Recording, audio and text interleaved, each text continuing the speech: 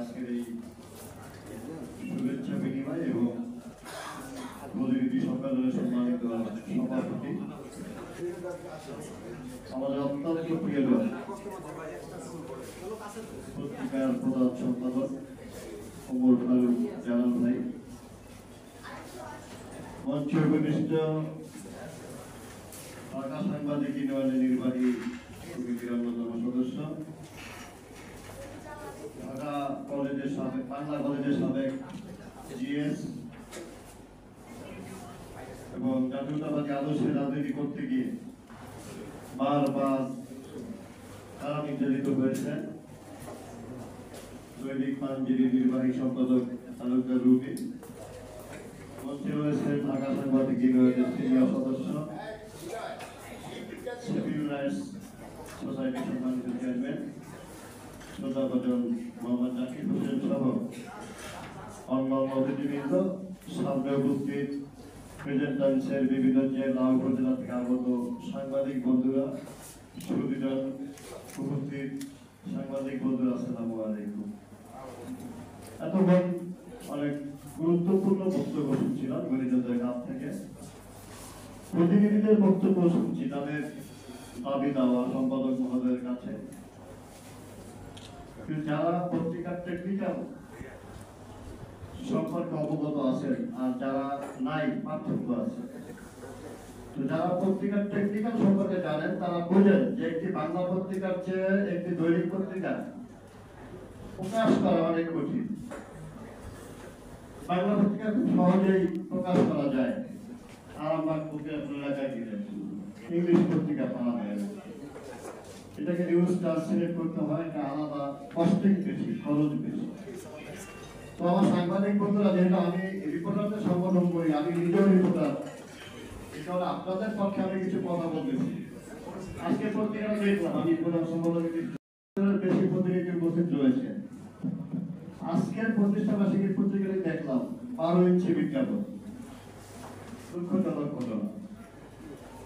প্রতিষ্ঠা বার্ষিকীর সংখ্যা আমাদের এলটিডি নির্বাহী প্রকৌশলী সারা দেশের 64টা জেলা, সড়ক সহ যারা বিজ্ঞাপন দাতা প্রতিষ্ঠান তারা প্রেজেন্টারকে বিজ্ঞাপন দিতে সাহস পায় অথবা দেয় নাই। যদি হইতো তাহলে পত্রিকাটা আজকে 20 পাতা প্রকাশিত হতো এবং 10,000 ইঞ্চি বিজ্ঞাপন থাকতো। এটার কারণে বলছি যে ঢাকা শহরে যারা কালো টাকার মালিক, যারা কর্পোরেট হাউস, যারা চুরি করে টাকা কামায়, যারা পত্রিকার মালিক হয়েছে, তাদের পত্রিকা যদি প্রতিষ্ঠা বার্ষিকী হতো সেখানে 30 পেজ থাকতো বিজ্ঞাপন। এই যে বৈষম্য, সেই বৈষম্যের কথা বলছি, বিজ্ঞাপন বৈষম্য। আমাদের গণমাধ্যমকে বাঁচাতে হলে এই বিজ্ঞাপন বৈষম্য দূর করতে হবে। সে কারণে আমরা বিশেষ করে আমার সংগঠন বিগত 18 বছর বিজ্ঞাপন বৈষম্য।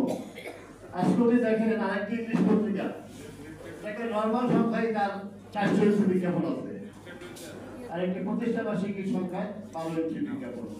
যাই হোক, বৈষম্য শুধু বিজ্ঞাপনে নয়, বৈষম্য সাংবাদিকতাও আছে।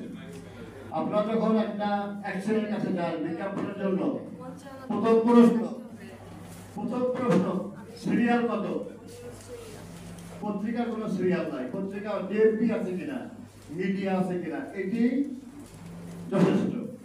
যদি কোনো, আমি আমার প্রধান সম্পাদকের পক্ষে বললাম, যদি কোনো অ্যাক্সিডেন্ট বা কোনো বিজ্ঞাপনদাতা কর্তৃপক্ষ আপনাদের কাছে এরকম বলে যে আমাদের 1 থেকে 10 পর্যন্ত বিজ্ঞাপন দেওয়ার নিয়ম আছে, এরপরে আমাদের নিয়ম নাই, তো সেই নিয়মটা কোথায় পেল এটা আপনারা লিখে করবেন, বলবে যে এটা একটু আমার আবেদনে লিখে দেন যে এই নিয়মটা কোথায় আছে।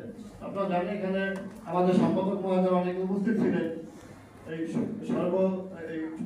গত কয়েকদিন 2 দিন আগে যে বিদায় নিলেন তথ্য উপদেষ্টা রাহিদ ইসলাম, তিনি সম্পাদক এবং নির্বাহী সম্পাদকের সাথে একটি মত বিনিময় করেছিলেন তথ্য ভবনে।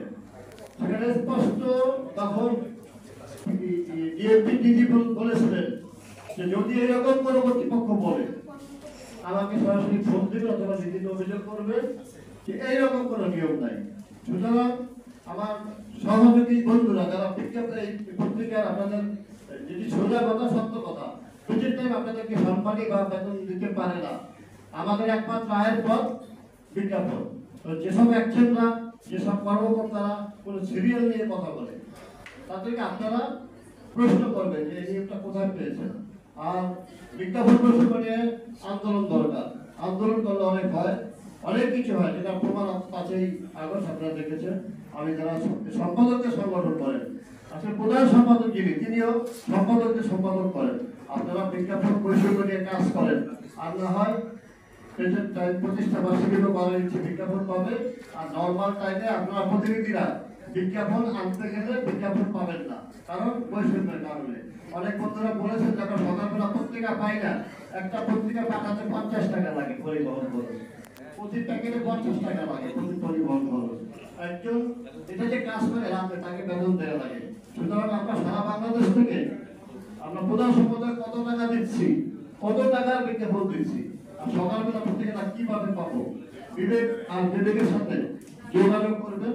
আর আজকে থেকে নতুন উদ্যোগে সক্রিয় হবে, কারণ জাতীয় প্রেস ক্লাবে প্রেজেন্ট টাইমসের 10ম প্রতিষ্ঠা বার্ষিকী অনুষ্ঠিত হচ্ছে। এখানে যেসব গুরুজন আলোচনা বক্তব্য আছে, সেখান থেকে আমরা উৎসাহিত হয়ে আগামী দিনে আমি চাচ্ছি কালকে থেকে প্রতিনিধিরা, কালকে যখন আপনারা ভিডিও লাগা যাবেন, আপনারা প্রতিদিন এই যে বিভিন্ন বিজ্ঞাপন দাতা সংস্থা এলজিডি সড়ক থেকে যারা আছে সেখানে পূর্ণ উত্তরে কাজ করবেন। রেড কার্ডটা নিয়ে যাবেন, মাঝে মাঝে পত্রিকাটা দেখাবেন। অন ভাই বলছেন আমি পত্রিকা ঠিকভাবে পাই নাই, এই কারণে আমার বিজ্ঞাপনের সমস্যা হয় না। এটা হলো রাস্তা রাস্তায় উঠান পাকার মতো কথা। আমি 40 বছরের পরে কাজ করি। আপনি রিপোর্ট করবেন, আপনাকে চিনবে, 3 দিন পর পত্রিকা দিয়ে আসবেন, এই পত্রিকা আমি ছাপা করেছি, ফেসবুকে দেখাবেন, অনলাইনে দেখাবেন। হ্যাঁ, পত্রিকা দেখানোর কোনো ম্যাটার না, এখন হলো ডিজিটাল যুগ, ভার্চুয়ালের যুগ। এখন রাতে পত্রিকাটা ছাপা হলো, হোয়াটসঅ্যাপে আমরা দিয়ে দিই। সুতরাং রেড কার্ডটা হলো বিষয়। আর আপনি যেসব প্রতিষ্ঠানের সাথে বিজ্ঞাপন নিয়ে কাজ করবেন, তাদের সাথে আপনার সংবাদের সম্পর্ক থাকতে হবে। তাদের পক্ষে বিপক্ষে, তাদের সমস্যা উন্নয়ন নিয়ে সংবাদ প্রকাশ করে আপনাকে ডেকে নিয়ে চা খাওয়া হবে, বিজ্ঞাপন দেবে। ধন্যবাদ সবাইকে। অনেক বক্তব্য করবেন আপনাদেরকে। আসসালামু আলাইকুম।